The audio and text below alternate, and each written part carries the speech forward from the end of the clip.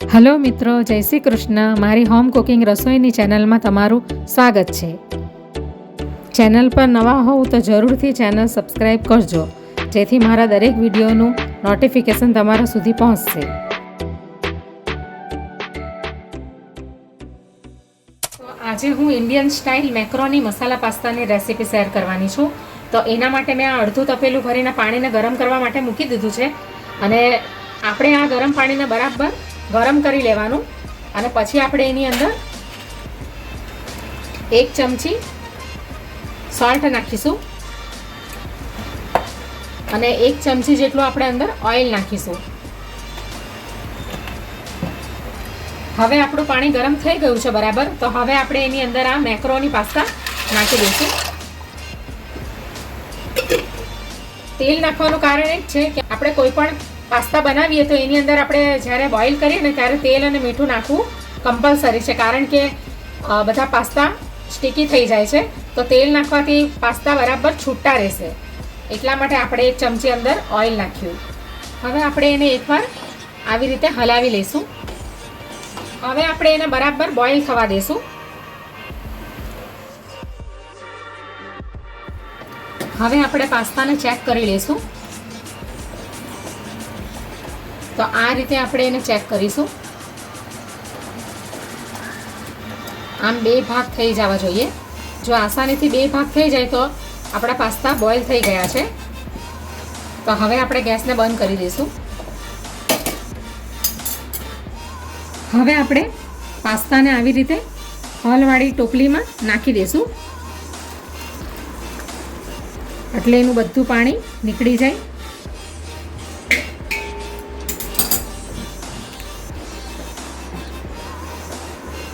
પાસ્તાના પાણીને આપણે હમણાં ફેંકવાનું નથી, કારણ કે 2 ચમચી જેટલું આપણે એને યુઝ કરીશું.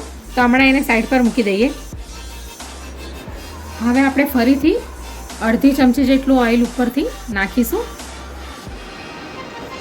હવે આપણે એને આવી રીતે કરી લઈશું, મિક્સ કરી લઈશું, એટલે બધા પાસ્તા છૂટા રહેશે.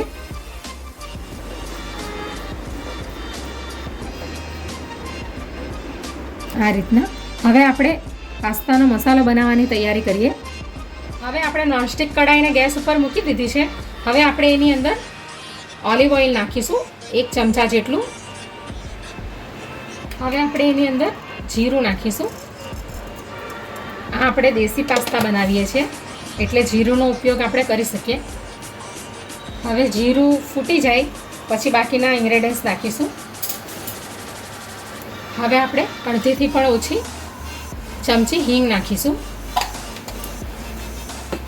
હવે લસણ 4 થી 5 કળી લઈ લીધી છે નાની નાની ચોપ કરીને, અને 1/2 ઇંચ જેટલું આદું લીધું છે, એને પણ મેં નાના નાના ટુકડામાં કટ કરી લીધું છે. અને 1 મરચું લીધું છે લીલું.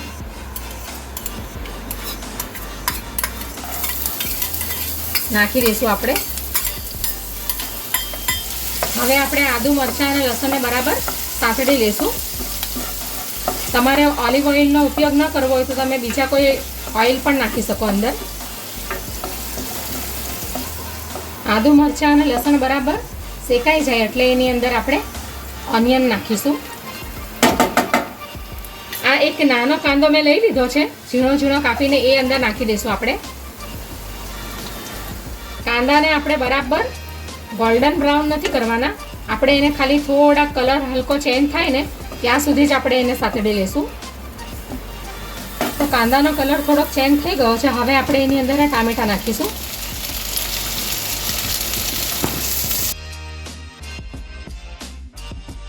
હવે આપણે એની અંદર 1 ક્યુબ બટર નાખીશું.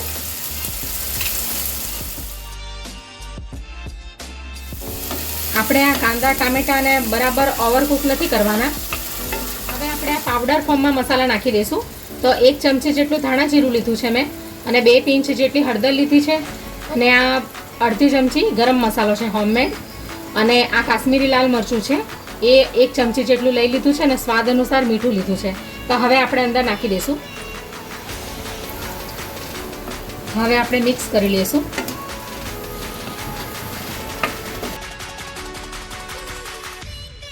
હવે આપણે એની અંદર આ પાસ્તા પિઝા સોસ છે એ નાખી દઈશું. હવે આપણે મિક્સ કરી લઈશું. તમારે પાસ્તાનો મસાલો પેકેટમાં પાઉચમાં આવે છે એ નાખવો હોય તો તમે એ પણ નાખી શકો, પણ આ પાસ્તા અને પિઝાનો સાથે જ મસાલો છે. હવે આપણે આ પાસ્તાને નાખી દઈશું. હવે આપણે એની ઉપર આ કાળા મરીનો પાવડર નાખીશું, થોડો અડધી ચમચી ઓરેગાનો નાખીશું. હવે આપણે મિક્સ કરી લઈશું.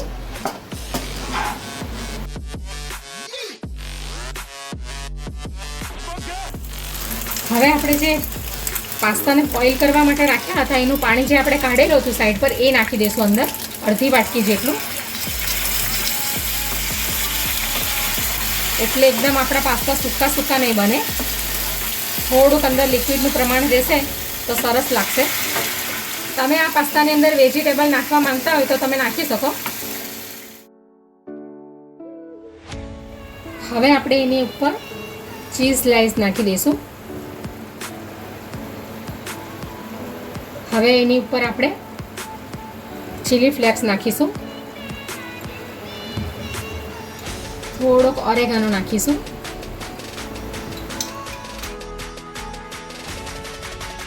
હવે આપણે એને મીડિયમ ફ્લેમ પર 2 મિનિટ સુધી કૂક થવા દેશું. તો હવે 2 મિનિટ થઈ ગઈ છે. ચીઝ સ્લાઈસ પણ મેલ્ટ થઈ ગઈ છે. હવે આપણે એને એકવાર મિક્સ કરી લઈશું. તો Indian style macaroni pasta ready થઈ ગયા છે, રેડ સોસ પાસ્તા. તો હવે આપણે ગેસને બંધ કરી દઈશું.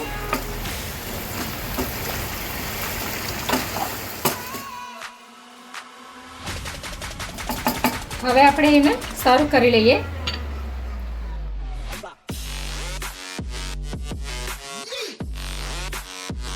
તો ઇન્ડિયન સ્ટાઇલ મેક્રોની મસાલા પાસ્તા રેડી થઈ ગયા છે. તમારે એને એમ જ ખાવા હોય તો તમે એમ જ ખાઈ શકો ગરમા ગરમ, પણ અગર તમારે ચીઝ ગ્રેટ કરીને ખાવા હોય તો તમે ચીઝને ગ્રેટ કરીને પણ ખાઈ શકો. આ ચીઝ નાખવું એકદમ ઓપ્શનલ છે.